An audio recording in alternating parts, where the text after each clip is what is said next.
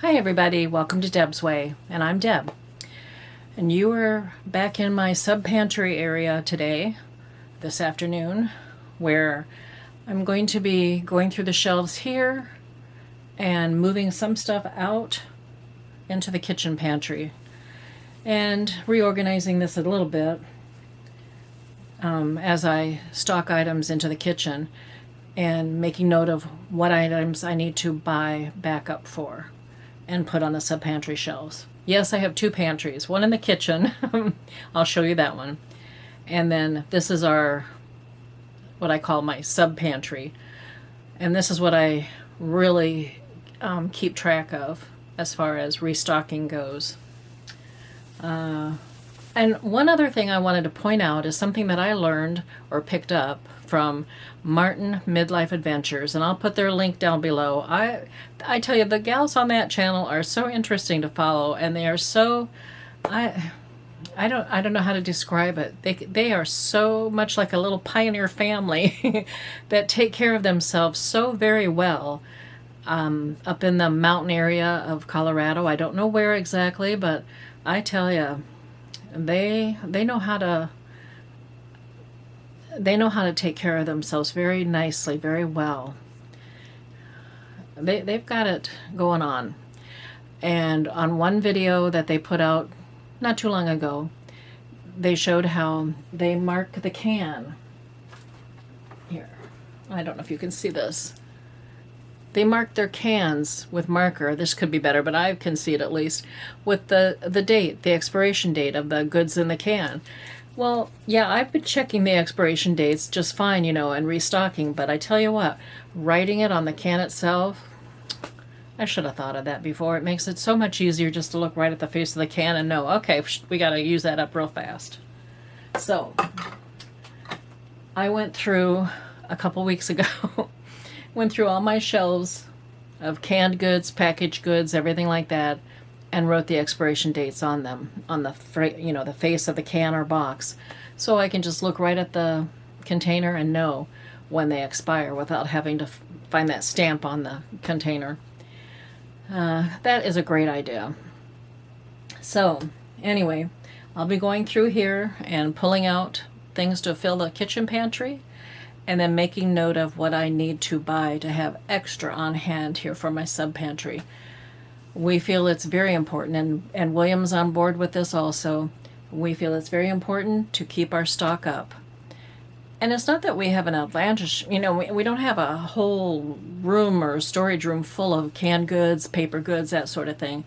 We have enough on hand to last for a few months, several months, okay? And we feel comfortable with that right now. But we keep perpetuating, you have to. You have to keep replacing what you use up. And we do. It's very important now, especially since, ever since the pandemic, you hear about how, oh yes, it's important to keep several months of food on hand, stock up where you can, prices are going to increase. Well, you're seeing the price increases now. And we're seeing shortages yet on the shelves and in the meat departments. So yes, it's important to still keep in mind that it's very necessary. When you can buy extra, do so.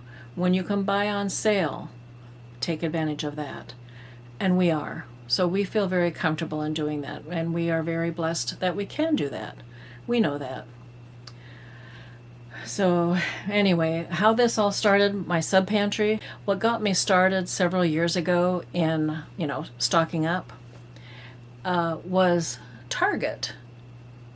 Back in Minnesota, our Target stores back there, and I'm sure everywhere in the country, but that's where I was at the time, Target would have a Dollar Day sale. And their paper goods, you could stock up on them $1 a package. So yes, I did stock up at that time. And I lived in a small house in South Minneapolis. And in the older homes like that, how to describe this? It was like I had a small hallway. And in that hallway, there was a doorway that led up to the attic.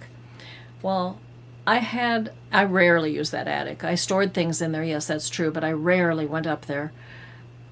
But those steps leading up to that attic were always stocked high with paper goods and cleaning supplies especially. And then after a while I got to be some canned goods, but that's how I started many years ago, keeping a supply on hand of goods that I used all the time.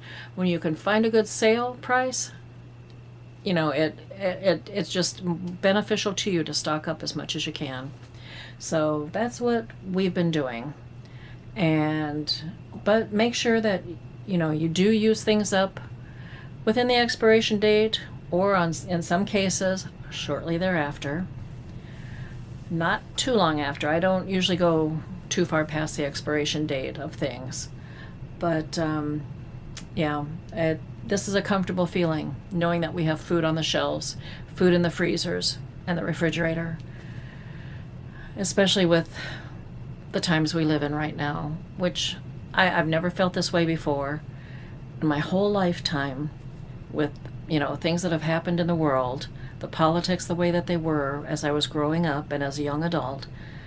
This is a very trying time, and our whole livelihoods seem to be jeopardized or in jeopardy to a certain degree. So yeah, we're doing what we can, what we feel we can do. And I'm glad that William is behind that idea all the way. So anyway, this is what I'm doing today. I'm sorting, restocking, reorganizing, making a list of what we need to get yet to supply the sub-pantry, or keep it supplied. It's not much though, because we're pretty well supplied up with things, and it shouldn't take me too long to do this, but I'm going to get working on it. First, I'll take you out to the kitchen and show you what shelves I am going to be stocking up. It's not a lot, but I will have to straighten up, especially the canned goods area here in the sub-pantry, once I pull and restock out in the kitchen. So that's what I'm doing today, basically. It's a dreary, overcast, not too chilly day here in Central Florida. We're just relaxing at home today, taking it easy. We were out yesterday. Oh, and by the way, that reminds me, happy belated Veterans Day to all the veterans out there and the family members as well. I being a family member, so hey. We did go out and had lunch with my brother and sister-in-law. And now in our area, it's not that I'm complaining about this, I'm just saying that I understand completely. A lot of the restaurants previous to the pandemic offered free meals for seniors, and not free meals for veterans, and it was like maybe certain meals that were available to them in some places, and that was fine. This year it was at a couple restaurants that we were kind of eyeing, to go to. It was 25% off the bill for the veteran and 50% at another one. That's fine too. Any recognition of appreciation for our veterans' sacrifices, a duty, a call to service, whatever you want to, call it, is totally appreciated. And so we had a very nice lunch out. And yes, the waitress thanked William for his service, and me, okay, I came into the picture later in William's life, when he was already retired from military and government service. But every time I hear somebody say to him, thank you for your service, that makes me feel so good myself. It kind of makes me tear up a little bit, like right now too. I'm very proud to be the wife of a military retiree. Yes. So I hope all the other veterans and family members of veterans out there had a great day of recognition. I saw some of it on YouTube and different channels, and that was really very, very nice to see. It really is a special day for all veterans. So I just wanted to be sure to mention that and show some appreciation myself. Okay. Now, back to business for today. I better get busy. The afternoon is dwindling here, and I got a little bit of work to do back here. So hope you're all having a good one out there. You take care, and I'll be talking to you again real soon. But for right now, this time, well, it's going to be bye for now.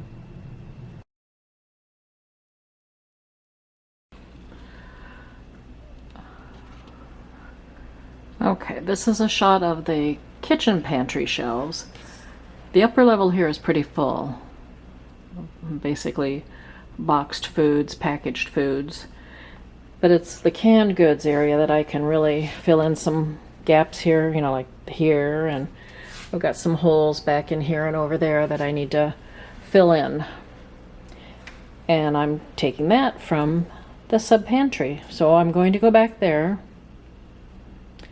and I'm taking that from the sub-pantry shelves.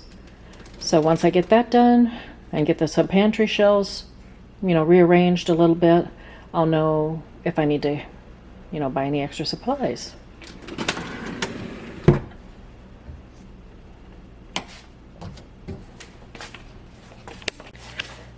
And Ginger is out here in the kitchen to help me today as I take care of straightening and filling in holes in the pantries. She doesn't really come back into my sub-pantry or sewing room, but she'll stop at the doorway and look in on me and see how things are going. I don't know, something in that room kind of, maybe she doesn't like. But let me go back to the sub-pantry area. And yes, we are pretty well supplied up here. But I'm going to go through the canned goods first. That's basically what I need to restock out in the kitchen.